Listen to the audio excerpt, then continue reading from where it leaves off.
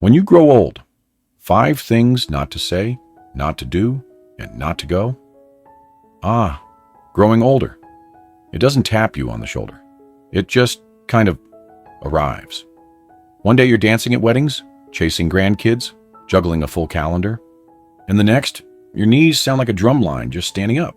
But here's the thing. Aging isn't just about what slows down. It's about what deepens. Your clarity, your wisdom, your perspective. And the truth, it's not the big moves that shape your later years. It's the subtle ones. It's what you don't say that keeps the peace. What you don't do that protects your energy. And where you don't go that saves your sanity. I've spent over 50 years coaching seniors across the U.S. And if there's one thing I know, it's this. Letting go of what no longer serves you is the most powerful thing you can do for your health, happiness, and freedom. So in this video, we're flipping the script on aging. I'm going to share 5 things not to say, 5 things not to do, and 5 places not to go. If you want to live your later years not just longer, but lighter. Sound like something you need? Thought so. Grab your drink of choice and settle in. Because what comes next just might surprise you. 5 things not to say. Now, let's start with the words. Because believe me, what you say, especially in your later years, matters. Words have weight.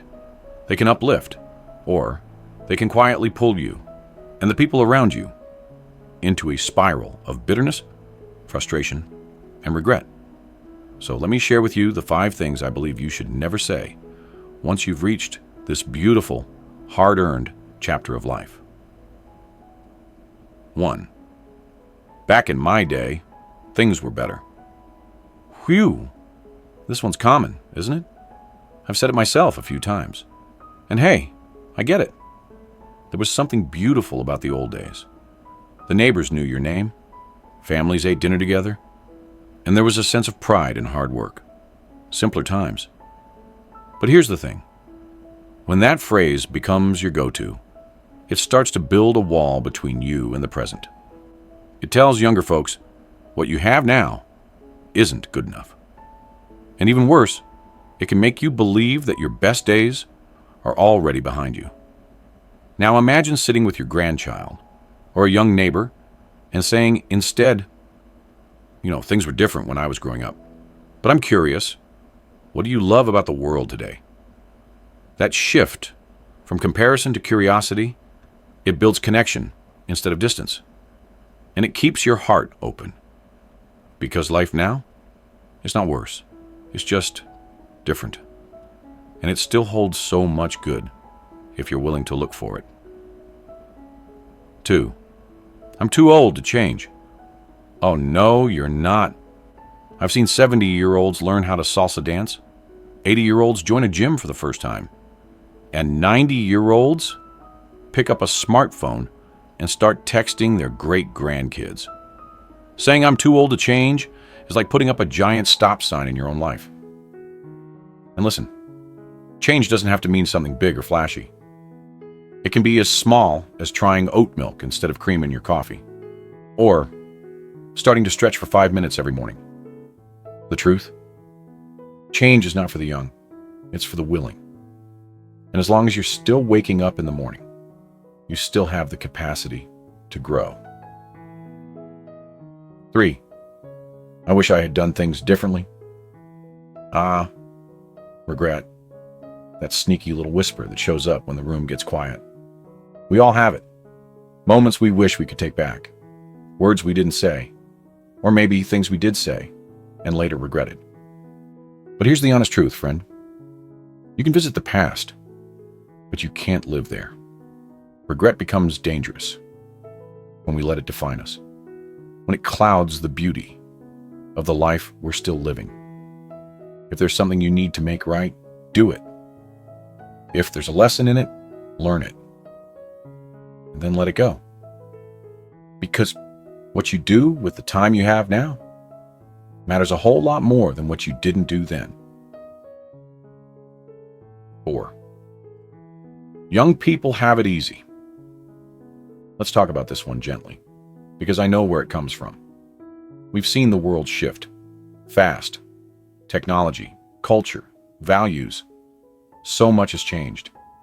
And sometimes it feels like the young don't appreciate the struggles we went through. But before we judge, let's pause. Because every generation has its own hardships. Just because the battles are different doesn't mean they're easier. Mental health, job insecurity, climate worries, digital burnout. Today's challenges might not be the same as those we faced, but they're real. And instead of rolling our eyes, what if we reached out? What if we became the bridge, offering wisdom without the lecture? You'd be amazed what happens when we listen with open hearts, instead of comparing scars. 5. It's too late for me. If there's one phrase I wish I could erase from every senior's vocabulary, it's this one. Too late for what? To find joy? To forgive someone? To learn something new? To fall in love again? Come on now. It's never too late unless you decide it is. And you get to decide. I once worked with a woman, Betty, 82 years old. She had always wanted to write a book, but she kept saying, it's too late. Well, one day she changed her mind. Started writing one page at a time. 3 years later, published, and beaming. So, I'll ask you the same thing I asked her. What's one thing you've always wanted to do, but kept putting off? Write it down. Today. And take one small step toward it. Because the clock isn't your enemy, it's your reminder. Now, if any of these phrases have slipped from your lips, don't worry, you're human. The goal here isn't perfection, it's awareness. Every time you don't say these things, you create space for something more life-giving to take root in your spirit. Hope, gratitude, resilience. And believe me, that kind of shift, it doesn't just change your outlook. It changes your relationships, your energy, your health, everything. So, now that we've looked at the words to be mindful of, let's talk about the actions. Because sometimes it's not what we say, but what we do, or what we refuse to do, that can hold us back from living fully. Whether it's habits we've outgrown, fears we haven't faced, or routines we cling to out of comfort, some of the things we keep doing are quietly stealing our joy. But don't worry, we're about to unpack that next. Take a breath, stretch your shoulders a bit, maybe take a sip of that coffee, because we're going deeper now. Let's move on to 5 things not to do. All right, now that we've had a heart-to-heart about the things we say, let's talk about something just as important, what we do. Because, friend, actions linger. They shape our days, our health, and how we see ourselves in the mirror. And sometimes, the habits we hold on to are the very things holding us back. So here they are. 5 things not to do as you grow older, if you want to live lighter, healthier, and more fulfilled. 1. Don't chase the approval of younger generations. Whew, this one's a trap, and it sneaks up on even the best of us. We all want to feel seen, valued, and yes, even admired. But when we start twisting ourselves into pretzels trying to stay relevant, keep up with trends, or mimic the language of 20-somethings on social media, we lose something. We lose our center. Look, I've coached hundreds of older adults who felt invisible at family gatherings or out of place in digital conversations. So they started overcompensating, trying to impress, trying to fit in. But here's what I tell them. You don't need to shrink yourself to earn anyone's respect. You're not less than because you don't know what a meme is, or because your playlist still has Nat King Cole instead of Beyonce. You've earned your place. You carry stories, lessons, and a strength that doesn't need validation from TikTok or Twitter. Be you, steady, rooted, and unapologetic. The right people will lean in, not because you fit in, but because you stand tall in who you are. Plus 2, don't hoard possessions out of fear. This one can be tough. We hold on to things because they remind us of moments, people, times gone by. A box of letters, Old clothes we haven't worn in 20 years. Kitchen gadgets we forgot we had. But here's the thing. Stuff can quietly become a weight, a distraction, a silent source of anxiety. Why do we cling to it? Usually, fear. Fear of losing control. Fear that if we let go, we'll forget. That our memories will vanish. But that's not how it works, friend. Your legacy doesn't live in the attic. It lives in the love you gave, the kindness you showed, the stories you told. Start letting go, gently. One drawer at a time. Give things away that no longer serve you. Bless someone else with what once blessed you. And in that space you clear, you'll find peace, breathing room, maybe even a little joy. 3. Don't dwell on what you've lost. Loss is a part of life. As we age, we lose people, roles, routines, and sometimes parts of ourselves we once identified with. And grieving? That's not weakness. It's human. It's healthy. You need to mourn. But here's the line we have to be mindful of. When grief becomes residence, when we start living in what's gone rather than what remains. I've met folks in their 70s who've stopped celebrating birthdays because too many friends are gone. Or they've stopped traveling because it's not the same without him. And I understand that ache. But we honor those we've lost, not by burying our joy, but by continuing to live with purpose. There are still sunrises waiting for you. Still music that stirs the soul. Still laughter around the corner. So yes, acknowledge the sorrow, but don't pitch a tent there. 4. Don't compare your aging journey to others. Now this one's subtle, but it sneaks into our thoughts like a thief in the night. We see someone our age who's running marathons and suddenly feel lazy. Or someone who still looks like they're 45, and we start picking at our own reflection. Comparison is a joy stealer. And when we compare our reality to someone else's highlight reel, we're bound to feel inadequate. But listen, aging is deeply personal. Some folks have different genes, different health stories, different levels of support. And honestly, some of those folks are struggling in ways you can't see. Your journey is yours. Beautiful, sacred, and enough. Celebrate your milestones, no matter how quiet they may seem. Whether it's walking to the mailbox pain-free or finally organizing your meds without a headache, that counts. You're doing better than you think. 5. Don't stop setting goals. I saved this one for last because it's powerful. The moment we stop having something to look forward to, something to reach for, even if it's small, we start to shrink. Not physically, but spiritually, mentally, emotionally. Goals aren't just for the young and ambitious. They're for the alive. And you, my friend, are still very much alive. Whether it's learning how to cook a new dish, walking 3 days a week, writing a memoir, or planting a small garden, set a goal that gives you a reason to rise in the morning. Goals bring momentum. They sharpen the mind. They feed the soul. You don't have to climb Everest, but you do need a hill to walk toward. Now, if any of these points stirred something in you, good. That's where change begins. Not with guilt, but with awareness.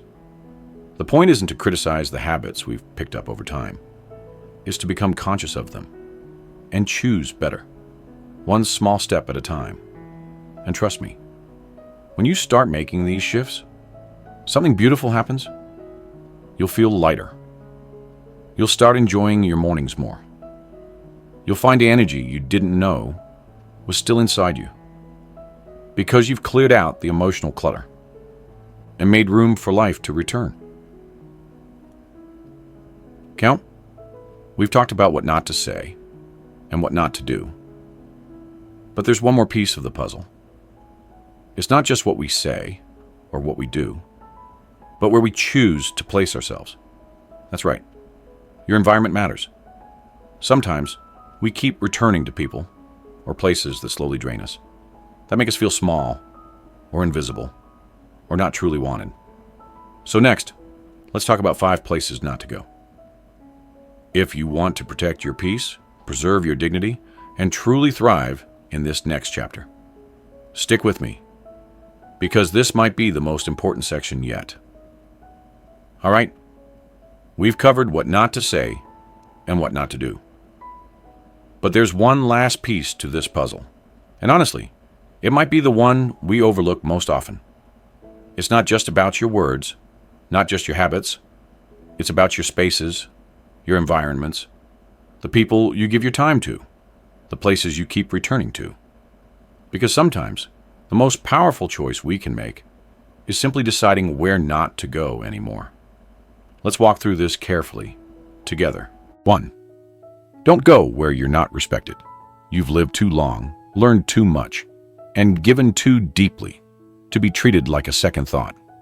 And yet, I've seen so many beautiful souls, strong, wise elders, keep showing up to gatherings, phone calls, even church groups, where they're dismissed, interrupted, or overlooked completely. Why? Out of habit, out of hope, or worse, out of guilt. But here's the truth. Respect is not optional. You are not here to beg for it. If someone, anyone, can't see the richness of your experience, your presence, or your time, it is not your job to shrink yourself to fit into their view. Walk away, head high, and spend your time where your voice matters. 2. Don't go where you're only tolerated, not wanted. Now this one, it's even more subtle. You might be invited to a dinner, included in the group text, asked to show up. But something feels off. You feel like a checkbox, like a duty, like you're being endured, not embraced. And you feel it, don't you? The conversations move on without you. Your stories are met with polite smiles, not curiosity. You're there, but not really seen. Listen, friend, being tolerated is not the same as being cherished. And life, especially now, should be about relationships that lift you, not drain you. Seek out the ones who light up when you enter the room, who call just to check in, who miss you when you're not there. Go where you're wanted, not where you're simply allowed. 3. Don't go back to painful places looking for closure. Oof, this one hits deep. Sometimes we think we have to face the pain to heal it, that we have to revisit old homes, old friendships, old wounds, to find peace. But healing doesn't always come from returning. Sometimes it comes from leaving, gently, quietly, and completely. I knew a man who kept visiting the diner where he and his late wife used to have breakfast. At first, it helped, but over time, it stopped being comforting and started becoming a source of sorrow. He couldn't order coffee without tears. He was stuck. We talked, and he decided to try a new place, a fresh corner of the world. And one day, he told me, that first breakfast without ghosts, it was the first one I truly tasted in years. You don't have to keep reopening old wounds to prove that they mattered. They mattered. And now, it's okay to move forward. 4. Don't go into isolation. Now, hear me out. I know some alone time is golden. Solitude can be healing. But isolation? That's different. That's when you stop answering the phone. When you make excuses not to attend that community lunch. When you let days or weeks go by without real connection. And here's the danger. The more isolated we become, the harder it is to reach back out. And loneliness, especially for older adults, can lead to depression, cognitive decline, and even early illness. Don't fall into that trap. Reach out. Say yes to the lunch. Go to the bingo night, the library talk, the walking club. It's never too late to make new connections. You don't have to navigate this season alone, and you were never meant to. 5. Don't go where chaos lives. You know the places I'm talking about. The constant news loops that flood your heart with fear. The toxic conversations that leave you drained. The online spaces filled with outrage and noise. Chaos is loud, but peace is powerful. You have the right to protect your mind, to choose quiet, gentleness, grace. If something makes your spirit feel heavy, turn it off. If someone raises your blood pressure every time you talk, limit the interaction. Curate your environment the way you'd tend to a garden, carefully, intentionally, with love. You deserve peace in your days. And peace doesn't mean you're out of touch. It means you're wise enough to know what your soul needs. So, we've come full circle, haven't we? We've looked at the words we need to release, the habits we're better off without, and now the places we must stop visiting, physically, emotionally, even mentally. And let me tell you, once you start saying no to these 15 things, you'll find yourself saying yes to something far greater. Joy, clarity, purpose, and most of all, freedom. Let's bring it all home, shall we? Growing older isn't a decline. It's a distillation, a refining of who you truly are. And while the world may rush ahead, full of noise and change, you get to slow down, breathe deep, and choose your steps with intention. When you stop saying what no longer serves you, when you stop doing what drains your soul, when you stop going where you're not respected, you don't shrink, you rise, you come back to yourself. So here's what I want you to remember. You are not defined by what you've lost. You're not too old to grow, and you are absolutely not alone. Every step you take in this chapter, whether it's quiet or bold, is part of a story still unfolding. One filled with grace, wisdom, and maybe a little more adventure than you thought possible. And hey, if this video sparked something in you, like it, share it with a friend who needs this message. And don't forget to subscribe, because we have so much more for you. Trust me, you don't want to miss it. Until then, take care, walk proud, and never forget, you're not fading, you're just getting started.